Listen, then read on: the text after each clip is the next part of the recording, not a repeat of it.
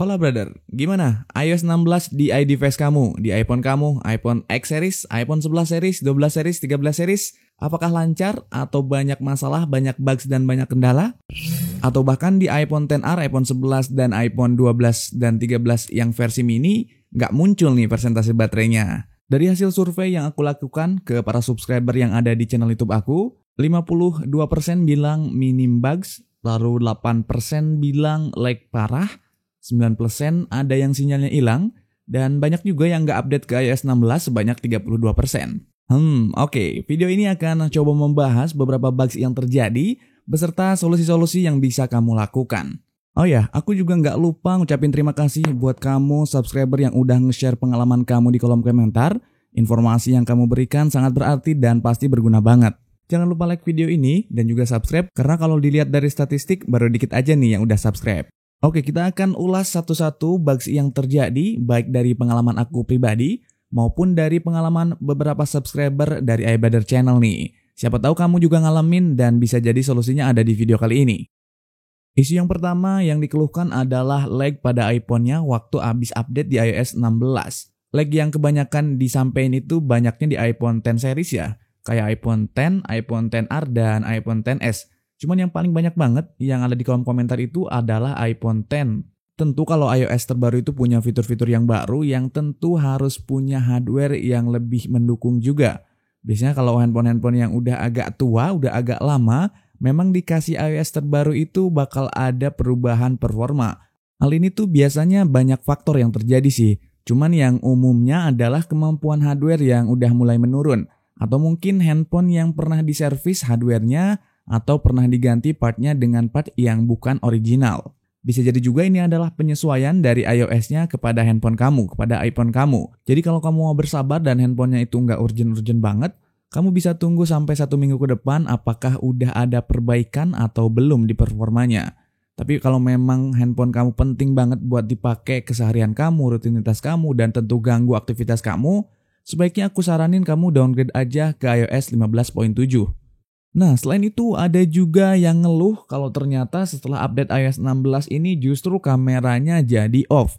Ini bisa jadi bug software atau bisa jadi karena kameranya seperti yang tadi udah aku bilang pernah diganti partnya. Aku nggak pernah tahu karena setiap unit itu beda-beda kondisinya. Tapi coba kamu mending downgrade aja deh kalau kejadiannya kayak gini. Cara downgrade-nya sendiri gampang banget, kamu tinggal pakai aplikasi Trio Tools atau iTunes aja. Tapi nanti kalau banyak yang request, aku buatin juga tutorialnya. Isu yang cukup banyak juga adalah Ghost Touch. Jadi si layarnya tuh gerak-gerak sendiri, kadang jalan ke sana, kadang jalan ke sini, yang tentu bakal ganggu banget sih kalau ini. Untuk masalah Ghost Touch ini, coba kamu reset iPhone kamu, tapi jangan lupa backup dulu ke iCloud ya data-datanya. Masih masalah di layar adalah Assistive Touch yang nggak bisa digerakin, atau nggak bisa dioperate, malah diem aja gitu ya waktu disentuh. Kalau masalah ini banyak kejadiannya di iPhone 12 series dan iPhone 13 series. Kalau masalah ini sih gampang banget. Kamu tinggal restart aja iPhone kamu, nanti otomatis bakal normal lagi kok. Atau ada cara yang kedua, yaitu kamu masuk ke menu setting, masuk ke Assistive Touch-nya, kamu matiin dulu fungsi atau fitur Assistive Touch-nya, lalu kamu aktifin lagi. Biasanya balik normal lagi kok. Oke, kita lanjut ke isu yang lain ditemuin bugs di iOS 16, yaitu Wi-Fi yang suka disconnect sendiri. Ini kejadian di iPhone 12 series. Ada yang di iPhone 12, ada yang 12 Pro, dan ada juga yang 12 Pro Max. Kalau kamu ngalamin hal yang model begini, jadi Wi-Fi-nya itu kadang disconnect sendiri, padahal ketika dikonekkan dengan iPhone lain, normal, aman, dan lancar, kemungkinan ada bugs di masalah konektivitas. Jadi kamu coba solusinya adalah dengan melakukan reset network setting. Kamu masuk aja ke setting, pilih general, pilih transfer or reset, dan di sana kamu bisa memilih reset network setting. Kita lanjut ke aspek berikutnya, masih di urusan jaringan, dan ini bahkan sangat fatal banget sih, dan aku yakin banyak banget yang ngalamin masalah ini. Masalahnya nggak lain juga nggak bukan adalah sinyal yang hilang dan nggak bisa dipasang SIM card. Mayoritas kejadian di iPhone X Inter, entah itu X LLA, X Singapura, X China, maupun XX region yang lainnya kayak Brazil, Australia, dan yang lainnya. Intinya iPhone X Inter. Kenapa itu bisa terjadi? Jawabannya satu, kena blokir email. Lalu gimana solusinya nih Kak kalau udah nggak ada sinyal? Solusi terbaik yang bisa kamu lakuin saat ini adalah coba kamu pakai kartu SIM card Smartfren dulu. Mudah-mudahan pakai Smartfren bisa lancar dan normal lagi. Walaupun sementara waktu SIM card yang lain belum bisa kamu gunain. Karena harus registrasi email. Dan jasa unblock email kayaknya sekarang juga lagi pada tutup. Karena server Kemenperin juga isunya masih dalam proses maintenance. Tapi aku nggak tahu apakah nanti iPhone X Inter yang udah keblokir ini bisa diregis ulang atau selamanya bakal keblokir. Lalu bakal muncul pertanyaan berikutnya, kenapa iPhone X Inter keblokir? Jawabannya cuma satu, karena tidak membayar pajak lewat jalur resmi Bea Cukai.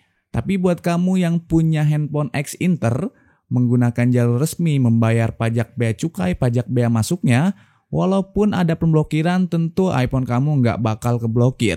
Jadi acuan bisa keblokir atau enggaknya email dari iPhone kamu, khususnya untuk para pengguna iPhone X Inter, bukanlah dari server atau dari web Kemenperin.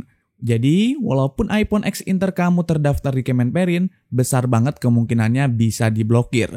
Kecuali kalau sudah terdaftar di web Bea Cukai, 100% pasti aman. Namun buat kamu yang ternyata iPhone X Internya itu nggak terdaftar di Bea Cukai tapi masih aman-aman aja jaringannya, ya saatnya mengucapkan syukur aja.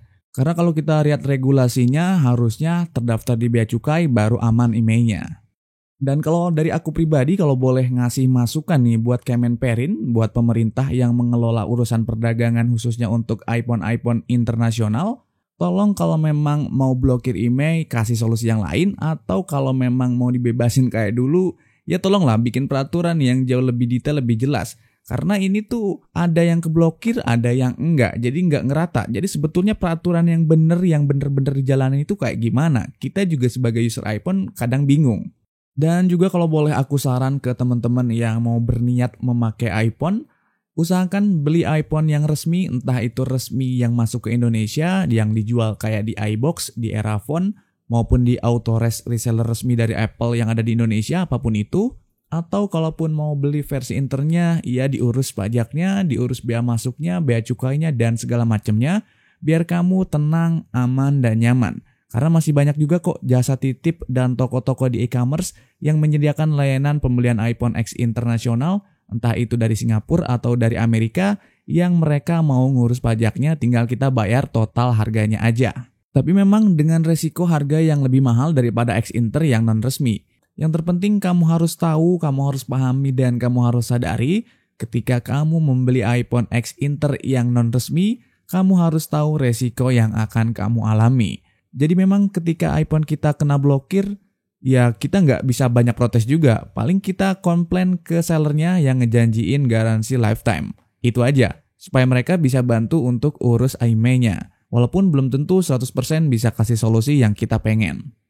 Lalu buat kamu pengguna iPhone XR, iPhone 11, iPhone 12 mini, dan iPhone 13 mini, karena baterai percentage-nya nggak ada fiturnya, itu bukan bugs ya. Karena memang di iOS 16 ini Apple nggak ngasih fitur itu pada beberapa iPhone-nya.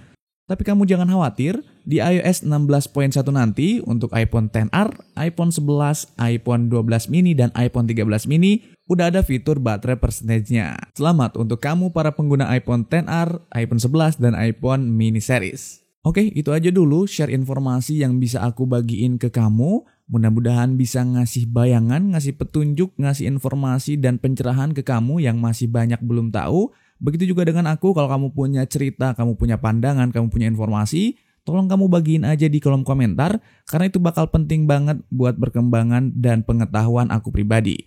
Thank you for watching, I'll see you, bye-bye.